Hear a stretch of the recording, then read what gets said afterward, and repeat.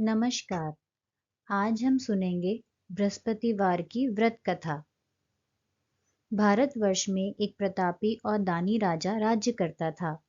वह नित्य गरीबों और ब्राह्मणों की सहायता करता था। यह बात उसकी रानी को अच्छी नहीं लगती थी। वह न ही गरीबों को दान देती, न ही भगवान का पूजन करती थी और राजा को भी दान देने से मना किया करती थी। एक दिन राजा शिकार खेलने वन को गए हुए थे, तो रानी महल में अकेली थी। उसी समय बृहस्पति देव साधु वेश में राजा के महल में भिक्षा के लिए गए और भिक्षा मांगी। रानी ने भिक्षा देने से इनकार किया और कहा, हे साधु महाराज, मैं तो दान पुण्य से तंग आ गई हूँ। मेरे पति सारा धन लुटाते रहते हैं। मेरी इच्छा है कि हमारा धन नष्ट हो जाए, फिर न रहेगा बांस, न बजेगी बांसुरी।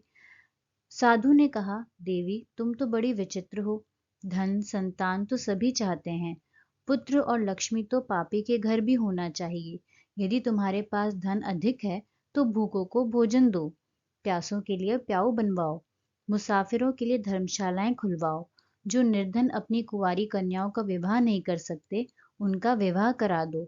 ऐसे और कई काम हैं जिनके करने से तुम्हारा यश लोक परलोक में फैलेगा। परंतु रानी पर उपदेश का कोई प्रभाव न पड़ा। वह बोली, महाराज आप मुझे कुछ न समझाएं। मैं ऐसा धन नहीं चाहती जो हर जगह बांटती फिरूं।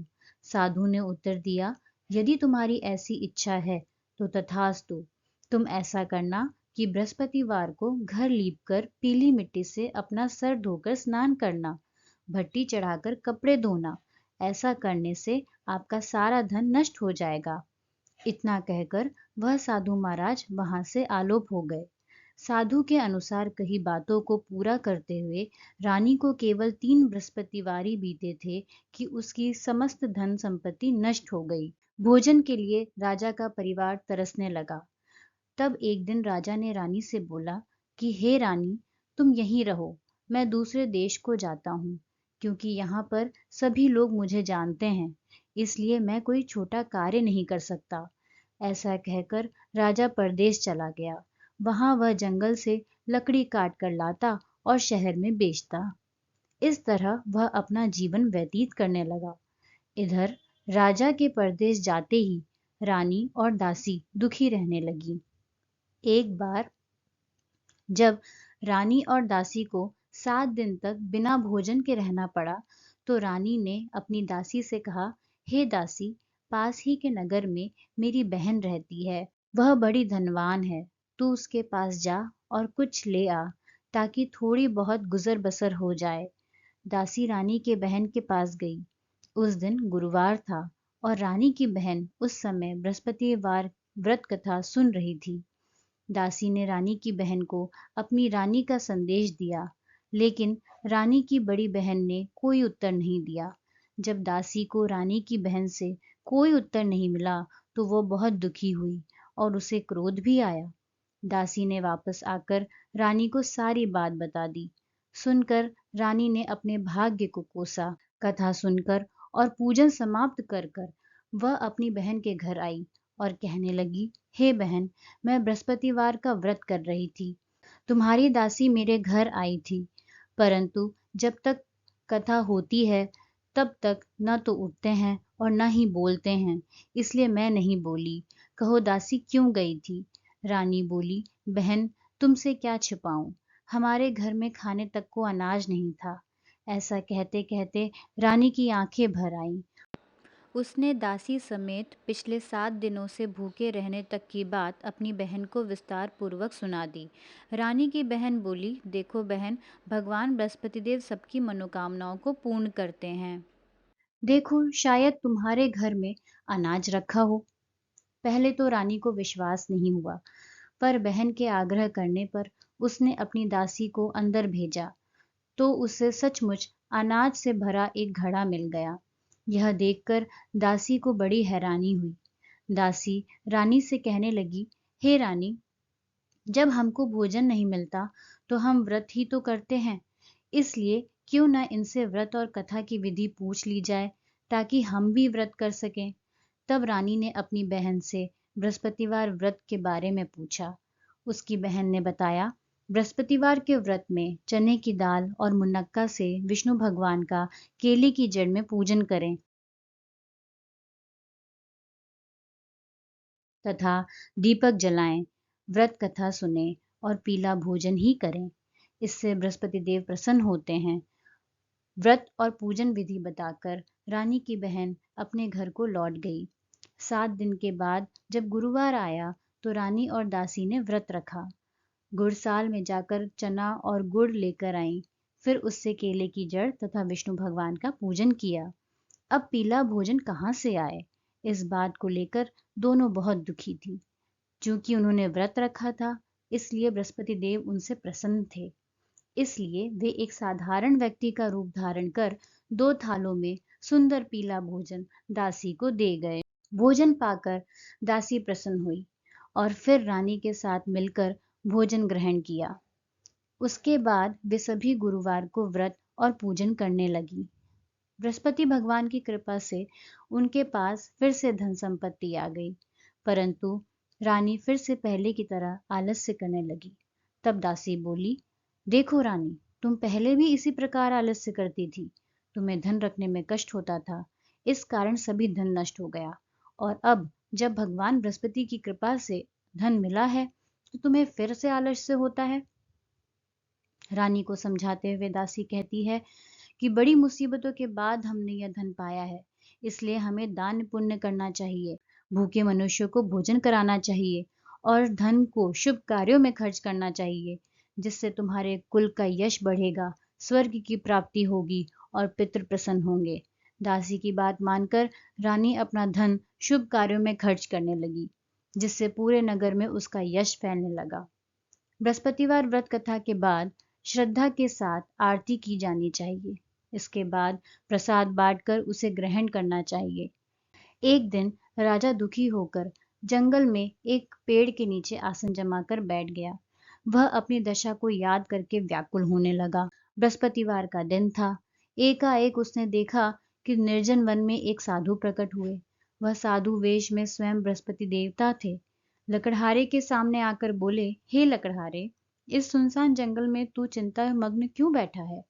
लकड़हारे ने दोनों हाथ जोड़कर प्रणाम किया और उत्तर दिया, महात्मा जी, आप सब कुछ जानते हैं, मैं क्या कहूँ।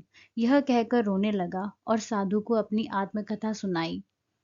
महात्मा जी ने कहा, तुम्हारी स्त्री ने बृहस्पति के दिन बृहस्पति भगवान का निरादर किया है, जिसके कारण रुष्ट होकर उन्होंने तुम्हारी यह दशा कर दी। अब तुम चिंता को दूर करके मेरे कहने पर चलो, तो तुम्हारे सब कष्ट दूर हो जाएंगे और भगवान तुम्हें पहले से भी अधिक संपत्ति देंगे। तुम बृहस्पति के दिन कथा किया करो।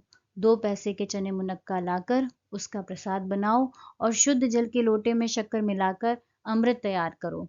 कथा के पश्चात अपने सारे परिवार और सुनने वाले प्रेमियों में अमृत व प्रसाद बांटकर आप भी ग्रहण करो। ऐसा करने से भगवान तुम्हारी सब मनोकामनाएं पूर्ण करेंगे। साधु के ऐसे वचन सुनकर लकड़हारा बोला, हे प्रभु, मुझे लकड़ी बेचकर इतना पैसा नहीं मिलता जिससे भोजन करने के उपरांत कुछ बचा सकूं। मैंने रात्रि में अपनी रानी को, अपनी स्त्री को व्याकुल देखा है। मेरे पास कुछ भी नहीं है जिससे मैं उसकी खबर मंगा सकूं। साधु ने कहा, हे लकड़हारे, तुम किसी बात की चिंता मत करो। बृहस्पति के दिन तुम रोजाना की तरह लकड़ियां लेकर शहर को जाओ। तुमको रोज से दुगना धन प्राप्त होगा, जिससे तुम भली भांति भोजन कर लोगे तथा बृहस्पति देव की पूजा का सामान भी आ जाएगा। इतना कहकर साधु अंतर्ध्यान हो गए। धीरे धीरे समय व्यतीत होने पर फिर वही बृहस्पतिवार का दिन आया। लकड़हारा जंगल से लकड़ी काटकर किसी शहर में बेचने गया। उसे उस दिन और दिन से अधिक धन मिला। राजा ने चना गुड़ आदि लाकर गुरुवार का व्रत किया। उस दिन से उसके सभी क्लेश दूर हुए। पर जब दोबारा गुरुवार का दिन आया तो बृहस्पतिवार का व्रत करना भूल गया। इस कारण बृहस्पति भगवान नाराज हो गए। उस दिन उस नगर के राजा ने विशाल यज्ञ का आयोजन किया तथा शहर में यह घोषणा करा दी कि कोई भी मनुष्य अपने घर में भोजन न बनावे, न आग जलावे, समस्त जनता मेरे यहाँ भोजन करने आए। इस आज्ञा को जो न मानेगा उसे फांसी की सजा दी जाएगी। इस तरह की घोषणा संपूर्ण नगर में करवा दी गई थी। राजा की आज्ञा अनुसार शहर के सभी लोग भोजन करने गए, लेकिन लकड़हारा कुछ देर से पहुंचा। इसलिए राजा उसको अपने साथ घर ले गए और ले जाकर भोजन करा रहे थे, तो रानी की दृष्टि उस खूंटी पर पड़ी जिस पर उसका हार लटका हुआ था। वह वहां दिखाई नहीं दिया। रानी ने निश्चय किया कि मेरा हार इसी मनुष्य ने चुरा लिया है। उसी समय सिपाहियों को बुलाकर उसको कारागार में डलवा दिया।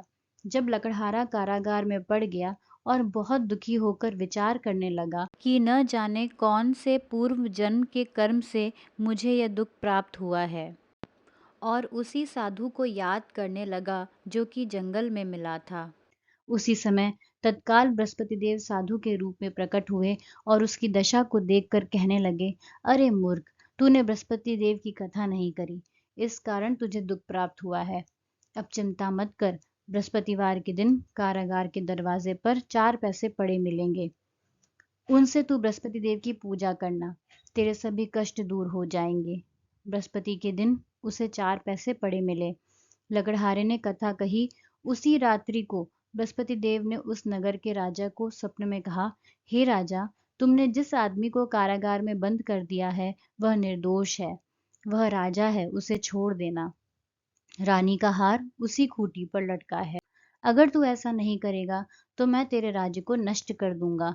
इसी तरह रात्रि के स्वप्न को देखकर राजा प्रातःकाल उठा और खूंटी पर हार देखकर लकड़हारे को बुलाकर क्षमा मांगी तथा लकड़हारे को योग्य सुंदर वस्त्र आभूषण देकर विदा कर दिया। बृहस्पति देव की आज्ञा अनुसार लकड़हारा अपने नगर को चल दिया।